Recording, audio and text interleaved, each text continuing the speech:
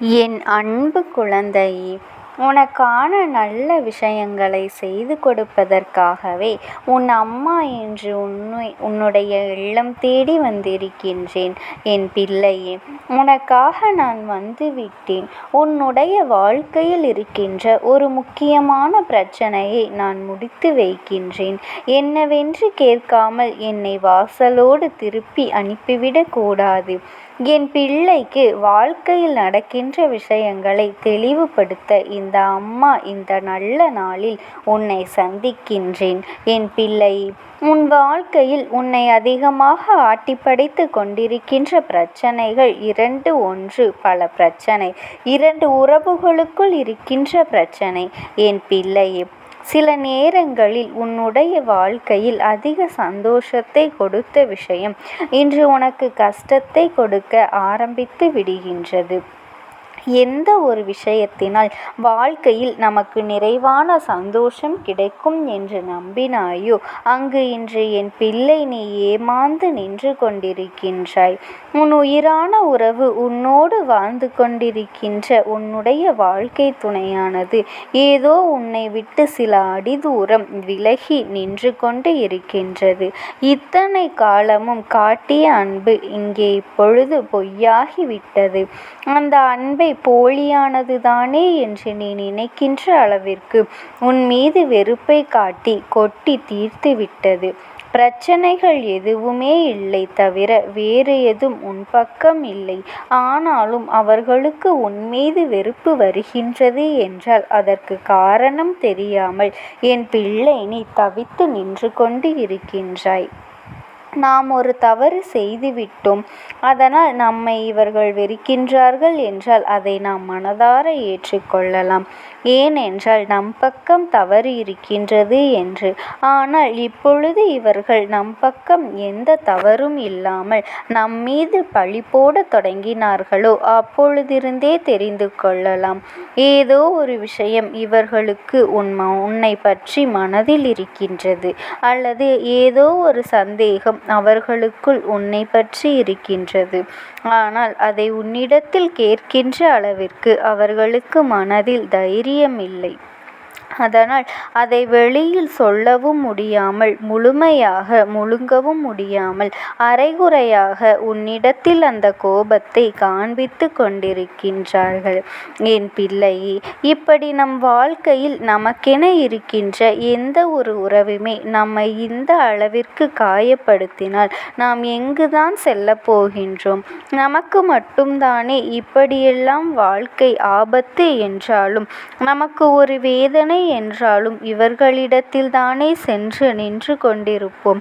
அப்படி இருக்கும் பொழுது இவர்களே நம் மனதை இந்த அளவிற்கு காயப்படுத்துகின்றார்களே. பாசத்தின் உச்சத்தை காண்பித்த இவர்கள் இன்று வேதனையின் உச்சத்தை காண்பிக்கின்றார்கள்.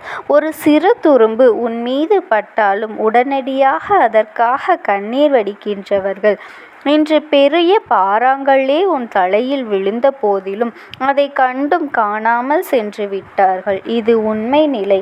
அம்மா உன்னை வேதனைப்படுத்துவதற்காக மீண்டும் மீண்டும் இதை ஞாபகப்படுத்தவில்லை. என்ன நடந்து கொண்டிருக்கின்றது அதைத்தான் உன் தாயானவள் நான் சொல்லிக் கொண்டிருக்கின்றேன். ஒருவேளை இத்தனை நாளும் இவர்களோடு நாம் பழகியது, இவர்கள் நம்மோடு பழகியது நடிப்புதானா? எந்த அளவிலும் இவர்களுக்கு நம்மீது அன்பு இல்லையா என்று என் பிள்ளை நினைத்து நினைத்து இங்கே மனவேதனைப்பட்டு அங்கே யாரிடமும் எதையும் சொல்ல முடியாமல் தவித்து நிற்கின்றாய். என் தங்கமே, மற்றவர்களிடத்தில் இந்த விஷயத்தை சொல்ல முடியாமல் நீ தவித்து நிற்பதற்கான காரணம் என்ன தெரியுமா? ஏனென்றால் இது நீயாகவே விருப்பப்பட்டு தேடிய வாழ்க்கை. இந்த வாழ்க்கையில் ஒரு தவறு நடக்கும் பொழுது நிச்சயமாக அதனை யாராலும் ஏற்றுக்கொள்ள முடியாது. உனக்கானது தானே, நீயாகத்தானே தேர்ந்தெடுத்தாய்.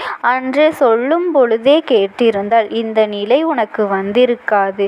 அன்று கேட்காமல் விட்டுவிட்டு இன்று வந்து இந்த விஷயத்தில் குறை சொன்னால் அதை எல்லாம் எங்களால் ஏற்றுக்கொள்ள முடியாது என்று சொல்லி உன்னை நிச்சயமாக ஒதுக்கித்தான் வைத்து விடுவார்கள். என்பதனை என் குழந்தை நீ புரிந்து கொள்ள வேண்டும் என் தங்கமே. அதனால் என் பிள்ளை இப்பொழுது நம்மோடு இல்லை. யாரிடத்திலும் எதையுமே பகிர்ந்து கொள்ள முடியாத நிலையில்தான் நீ இருக்கின்றாய் என் பிள்ளையே. அப்படி இருக்கின்ற நேரத்தில் உனக்கு இந்த வாழ்க்கையை எப்படியாவது சரி செய்ய வேண்டும், எப்படியாவது இந்த சூழ்நிலையை மாற்ற வேண்டும் என்கின்ற எண்ணம் இருக்கின்றது. அதற்கு என்னென்ன முயற்சிகளை செய்ய வேண்டும் என்று நீ யோசிக்கவும் செய்துவிட்டாய் என் பிள்ளையே. அதை இனிமேல் உன் வாழ்க்கையில் நல்லபடியாக செயல்படுத்து. உயிரான உறவாக இருக்கும் பட்சத்தில் நிச்சயமாக ஒரு சில மணி துளிகளுக்கு மேல் உன்னிடத்தில் பேசாமல் இருக்க முடியாது. அப்படி பேசாமல் இருந்து விட்டார்கள் என்றால் நிச்சயமாக அவர்களுக்கு உன் மீது எந்த அளவிலும் அன்பு இல்லை என்பதனை நீ புரிந்து கொள்ள வேண்டும் என் பிள்ளையே. முதலில் ஒரு விஷயத்தை தெளிவாக புரிந்து கொள். எவ்வளவுதான் நெருக்கமான உறவாக இருந்தாலும் எல்லோருக்குமே மனது என்ற ஒன்று இருக்கின்றது. அதில் எப்பொழுதுமே நீ என்ன விதைக்கின்றாயோ அதுதான் அங்கு கேள்விக்குறியாக வரும். அப்படித்தான் இந்த உறவினுடைய மனதிலும் நீ விதைத்த விஷயங்கள் இப்பொழுது கேள்விக்குறியாக வந்து நிற்கின்றது. எல்லாவற்றையும் எல்லோரிடத்திலும் வெளிப்படையாக சொல்கின்றோம்.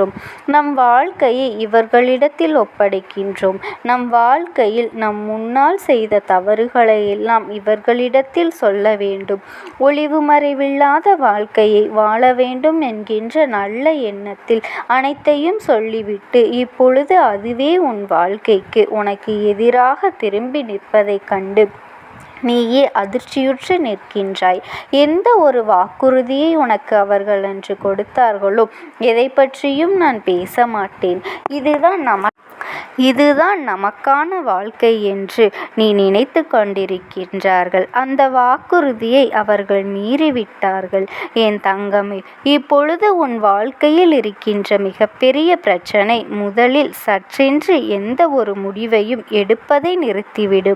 அவசரத்தில் எடுக்கின்ற எல்லா முடிவுகளுமே தவறாக போய்விட வாய்ப்புகள் அதிகம். அதனால் என் குழந்தையே, உன்னுடைய வாழ்க்கையில் நடக்கின்ற ஒவ்வொரு விஷயங்களையும் நீ சரியாக புரிந்து கொண்டு இந்த வாழ்க்கை உனக்கு தந்திருக்கின்ற பாடங்களை சரியாக கற்றுக்கொண்டு ஒருவரினுடைய மனதை எப்பொழுது எப்படி வேண்டுமானாலும் மாறலாம் என்பதனை எண்ணிக்கொண்டு அதற்கு தகுந்தது போல நீ பழக வேண்டும் என் பிள்ளையே. உண்மையான அன்பு ஒரு நாளும் தனக்கு பிடித்தவர்களின் மனதை காயப்படுத்தாது. உண்மையான அன்பு ஒரு நாளும் உன்னை விட்டு விலகி நிற்காது. அதையும் மீறி உன் வாழ்க்கையில் அவர்கள் உன்னை காயப்படுத்துகிறார்கள் என்றால் அந்த நொடி என் பிள்ளை நிச்சயமாக தெரிந்து கொள்ள வேண்டிய விஷயம் என்ன தெரியுமா? ஏதோ ஒன்று இவர்களின் மனதிற்குள் இருந்து ஆட்டி படைத்து கொண்டிருக்கின்றது. வேறு யாரோ ஒருவரின் பேச்சை இவர்கள் கேட்கின்றார்கள்.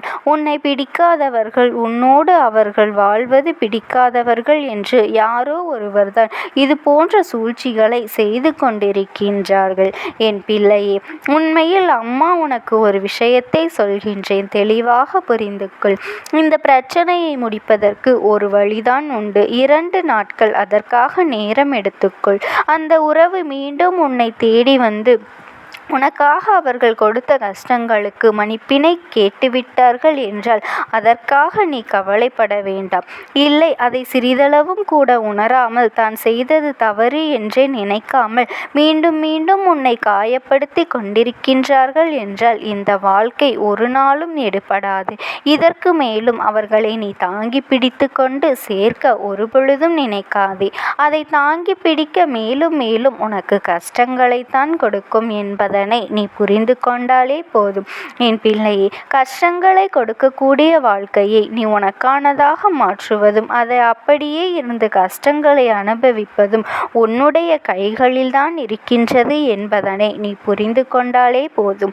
யாரையுமே இழுத்து பிடித்து வாழ நினைக்காதே. அது ஒரு நாள் முறிந்து போகும். அது இப்பொழுதே போகட்டும் என்று நினைத்தாலும் சரி, இல்லை செய்த தவறை உணர்ந்து விட்டார்கள் என்று மன்னித்தாலும் சரி, எதுவாக இருந்தாலும் உன் அம்மா உனக்கு எப்பொழுதுமே நான் துணையாக இருப்பேன் என்பதை மட்டும் நீ மறந்து விடாதே என் அன்பு குழந்தைக்கு இந்த தாயானவளினுடைய அன்பும் ஆசீர்வாதங்களும் எப்பொழுதுமே கிடைக்கும். எவ்வளவு பெரிய கஷ்டமான சூழ்நிலை வந்தாலும் என் நாமத்தை மட்டும் நீ உச்சரித்து கொண்டே இரு. ஓம் சக்தி. ஓம் ஆரிபரா சக்தி.